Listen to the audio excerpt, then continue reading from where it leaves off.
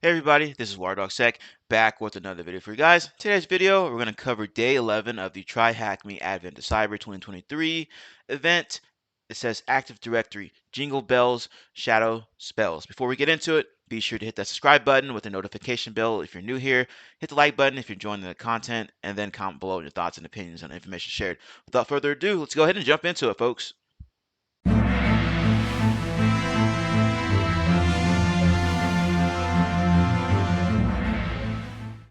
Okay, let's go ahead and check out some of this information. Just throughout the room, you'll see that some users have too many permissions. We addressed most of these instances in the previous audit, but is everything now sorted out from the perspective of the HR user? Learning objectives, understanding Active Directory, introduction to Windows Hello for Business, prerequisites for exploiting generic right privilege, how the shadow credentials attack works, how to exploit the vulnerability. Right, shows you how to connect to the machine, turn it on, etc., etc. See, Active Directory 101 says AD is a system mainly used by businesses in Windows environments. It's a centralized authentication system. The domain controller DC is the heart of AD and typically manages data storage, authentication, and authorization within a domain. You can think of AD as a digital database containing objects like users, groups, and computers, each with specific attributes and permissions. And you can see it has a little image of what a typical AD structure will look like. All right, continuing on. It says think passwords are hard to remember. Say hello to WHFB. Microsoft introduced Windows Hello for Business, WHFB, as a modern and secure way to replace conventional password-based authentication. Instead of relying on traditional passwords, WFFB or WHFB utilizes cryptographic keys for user verification. Users on the Active Directory domain can access the AD using a PIN or biometrics connected to a pair of cryptographic keys, public and private. Those keys help to improve the identity of the entity to which they belong. The LMSDS-key credential link is an attribute used by the domain controller to store the public key in WHFB for enrolling a new user device, such as a computer. In short, each user object in the Active Directory database will have its public key stored in this unique attribute. All right, and then it just basically goes over what that looks like in Active Directory. Here's the procedure to store a new pair of certificates with Windows Hello for Business. All right, be sure to go through, check this out, read through all of this here. We're going to continue on. Authentication process talks about how that works. Authorization, certificate generation, authentication. It's got a neat little graphic here for that. It says, please note that an attacker capable of overriding the LMSDS-key credential link of a specific vulnerable user can compromise it. All right, it goes in and talks about enumeration. Now is your chance to shine and ensure no security misconfigurations are lurking in shadows. So let's get started by dusting off our magnifying glasses, mouse pointers, enumerating the Active Directory for the vulnerable information in the first step to check if the user has any write capabilities over another user on the AD. To achieve this, you can use PowerShell script, PowerView with the following command. So let's just go ahead and do that. All right, PowerShell already launched, and we're just going to follow along here. So already CD to desktop, and I'm going to launch this EP bypass. Let's get this out of the way so we can go ahead and run some scripts as soon as it launches. All right, and then the next step is going to be to launch this PowerShell.ps1. All right, there we go. Looks like it worked, so let's go ahead and do this here. The Power View PS1. All right, now let's go ahead and copy and paste this. At this point, we can enumerate privileges by doing this command here. All right, so let's go ahead and launch this. As you may see, this command will return all users' privileges. Since we are specifically looking for the HR user, we need to filter out by using the following. So we're going to go ahead and do all of this here. We're interested in the current user, the vulnerable user, and the privilege assigned. We can filter that by running the following. Now you can launch the command. All right, looks like it's loading up a bunch of stuff here. Like I said, we're gonna have to filter out a lot of this noise here that we don't want to see. But you can see there's tons of information here. All right, so let's go ahead and try that. Okay, now the command is already finished running. As you can see there, doing the same command with additional syntax here. We've got those filters in place. Now it says we're going to check out this HR user. You can see it has that generic right there. Now let's continue on down here. So as you can see from the previous output, the user HR has the generic right permission over the administrator object visible on the CN attribute later. We can compromise the account with privilege by using the ds-key credential link with a certificate. This vulnerability is known as shadow credentials attack.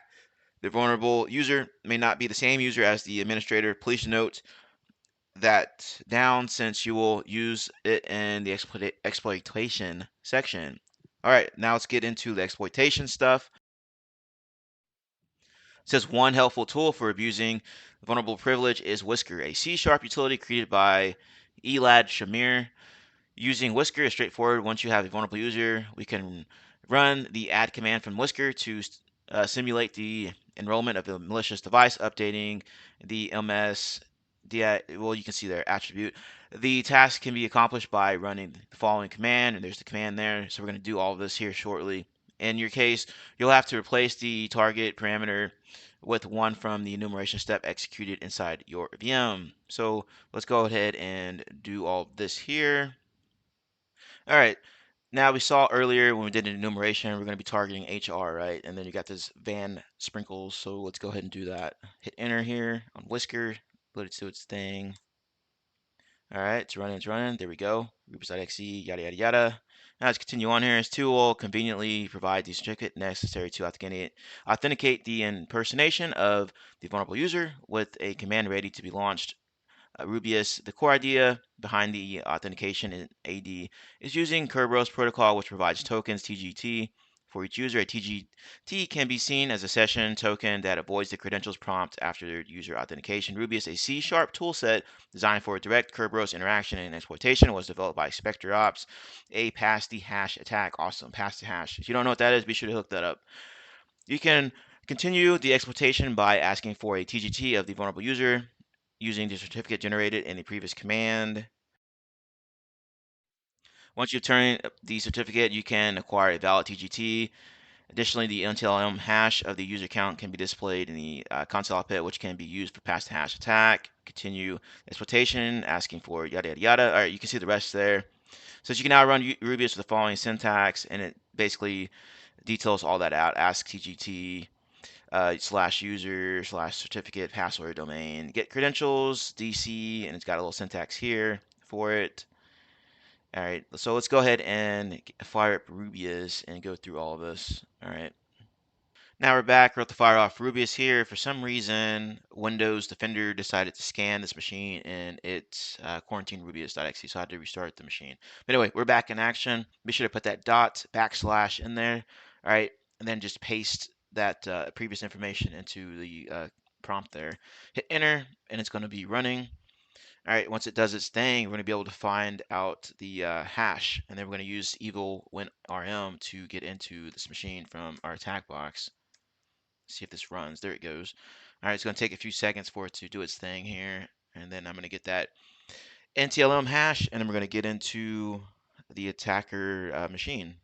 Okay, looks like Rubius is done running. As you can see, the output here, and we have the NTLM hash. All right, that's going to be the answer to the first question here. Now we need to log in via WinRM as this van sprinkles user. So remember that. All right, so let's flip over to the attack box machine, and let's see what we can do. I already have the output ready or input ready to go. So go ahead and hit enter. Now I am connected. Awesome. So let's just do a dirt on it. ls. Okay, not gonna work. Let's do, all right, and maybe we can go into administrators.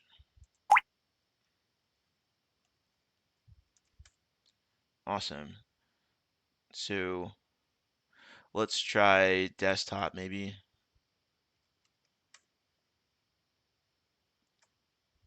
Here we go. Awesome. Now let's just cat it. Oh, maybe we'll have to use type since we're in PowerShell. So let's do type and then flag dot .xe or txt. Nice. So there you go. That's the last one for that. And it says if you enjoyed this task, feel free to check out the compromising Active Directory modules. Be sure to check that out. Van Sprinkles left some stuff around the DC. It's like a secret message waiting to be unraveled. I'm sure it's probably these chat logs or something like that. All right. Anyway, if you enjoyed the video, if you enjoyed the information shared, be sure to hit that subscribe button and the notification bell if you're new here. Hit the like button, comment, and have a nice day. I'll see you later.